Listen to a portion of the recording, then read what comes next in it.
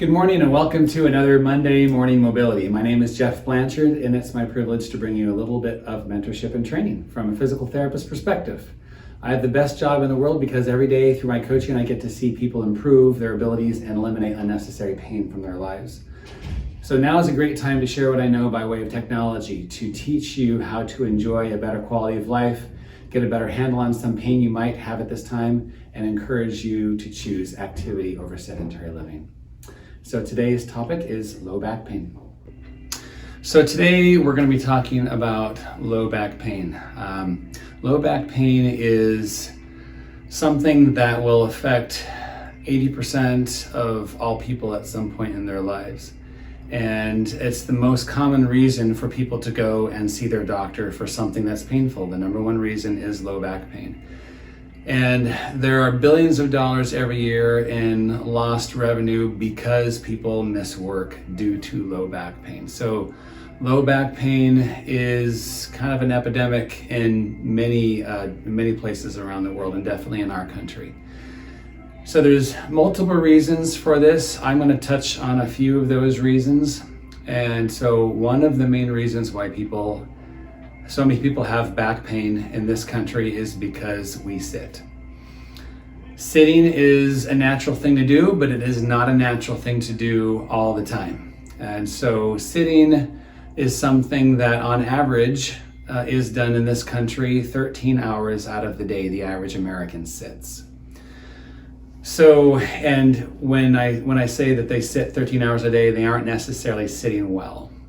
They typically are sitting back into some position like this as they're working on the computer, as they're driving in their car, and as they're spending screen time, phone time, TV time. So one of the ways to try to combat back pain is to sit less and to be active and to exercise, and that's one of my main points and one of the reasons why I'm making these videos is to encourage more of that. So I have with me a spine, and this spine is actually this poor person does not have very good alignment. Unfortunately, he's built like a lot of Americans are built, with a C curve. So his head is way out in front of his pelvis. He's carrying his head out here, and all the stress is going right back into his back, okay? So you get into that position, a number of things happen. So the muscles of your back don't get any chance to actually relax. And when muscles don't get relaxed, they don't get blood flow. And when muscles don't get blood flow, they get unhappy and they get painful. So not a lot of relaxing going on back through here, not very good blood flow. What we want to see is a natural lumbar curve, which is that. So if you look at someone from the side, they should have an inward curve of their low back, a back curve with the thoracic spine, and then the forward position of their head and neck. So it's an S curve. So when you sit, and the times that you need to sit, it's best to sit in this position. So if I'm going to sit on the couch, for example, I'm going to grab a little pillow and I'm going to put it behind my back. And so I'm sitting here in this position, and I can sit here for a nice long time if I want to watch a TV show or if I want to read a book.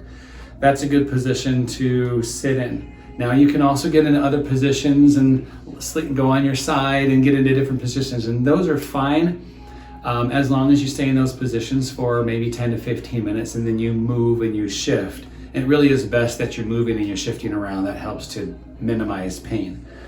So that's the position that you want to be in. So there's a lot of chairs that will set you up for failure. So right now I'm sitting on a stool. This is how I do a lot of my work with my patients, and I'm sitting on a stool. So when I'm here, I'm lining myself up in a good posture position. All right. So, but I'm not typically sitting on a stool longer than 5 minutes, and then I'm going to get up and do something and move. If I was going to sit and work at a computer for a couple hours, I would not sit on a stool. I would want to make sure I'm sitting with the proper support at my back. So I'm going to grab a different chair now. So here I have a straight back chair. This might be a chair that you have in a kitchen. A lot of kitchen chairs are straight back chairs.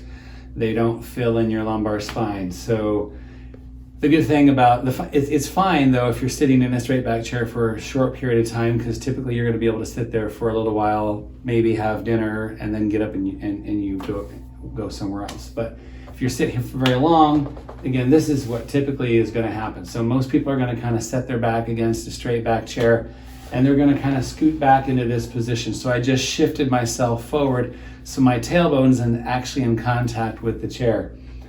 You don't ever really want to sit in a chair where your tailbone is actually touching the chair. Right now it's touching the chair. So I would want to scoot all the way back. Now in this position, my tailbone's off the chair. So I can still lean back against the chair and I can be here for a while. And this is fine for a period of time. But you want to make sure that that tailbone is off the chair. So your hips are rolled forward while you're sitting, and then you're here for a while. But this isn't the kind of chair you'd want to sit in for very long. So here's another example of a chair. This chair conforms to my back a little bit, but it's kind of reclined. So when you sit in a chair that's a reclined chair, you can see that my shoulder falls behind my hips. So I'm kind of back in this position. This makes my back feel nice, but what it's going to do is it's going to make my head sit in this forward head position. So now you can see from my side where my ear lines up versus where my shoulder lines up. So my ear is in a forward position here, or even worse, if I'm going to go here and I'm going to read, I'm going to come down into this position and maybe read in this position. So then I'm really curving my back forward as I'm getting down into a reading position. So we'll talk more about head and neck and reading in another episode here. But I wanted to show you that with this is okay for the low back. Again, for a short period of time, you really want to be a little bit more in this position, and then with a pillow. So I'd probably put a pillow back there and lean back against the pillow so it helps to prop me a little bit more forward. Okay, so back to the anatomy of the spine. So the spine has discs between every vertebra. You can see those discs from the front, and on the back side, you can see that these are what are called spinous processes. There's a lot of muscle attachment back and through here. The yellow little things here represent the nerves that come out of the spinal column, of the spinal cord. So those nerves come together and then go spread out and go down, say, into the legs, or up in here, they go down into the arms. So your discs are amazing structures. So they are made of multiple rings on the outside, and on the inside, there's more of a gelatinous center. So the disc is created so it can disperse a lot of force. And so, but those outer rings, think about a disc kind of like an onion. So an onion has multiple layers. And let's say in the center of that onion is kind of like a gelatinous center.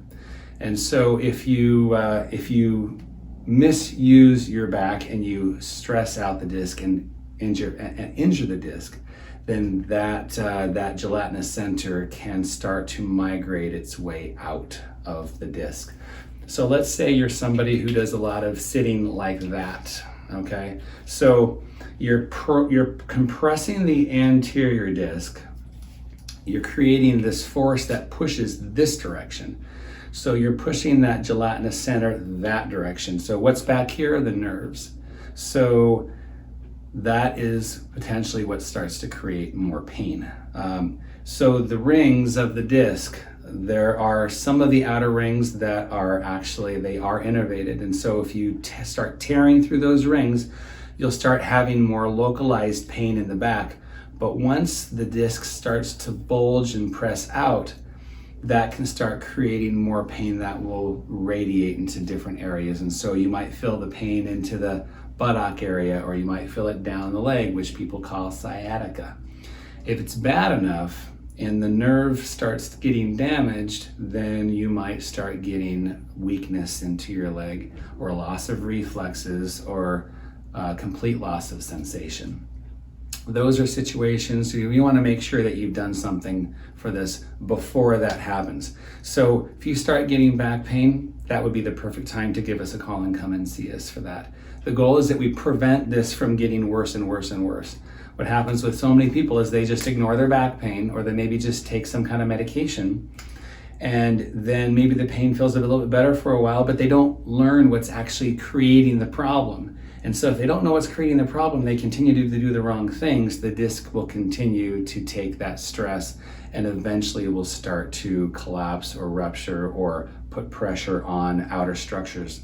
And eventually that can turn into a surgery. So one of my missions and in one of my goals is to try to keep people out of surgery if at all possible. I would much prefer to see somebody right when they're starting to have back pain, where we can turn things around when it's a lot easier than when it's further down and it's a lot worse. We can still help and we can still improve the situations, but it becomes harder and harder the more that pain is going down the leg. So that's a little bit about the disc and the nerves and how that relationship is.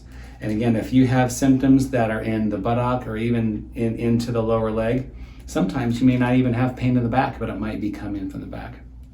So that's an important time to call up your physical therapist, give us a call, and we can take a look at things and tell you where those symptoms are coming from. Thank you for joining me for this episode of Monday Morning Mobility. If you enjoyed this episode or found it helpful in any way, please share it with a friend and please leave us a review. If you have a topic that you'd like to hear about, please leave it in the comment section. So until next time, choose movement over being sedentary, because motion is lotion.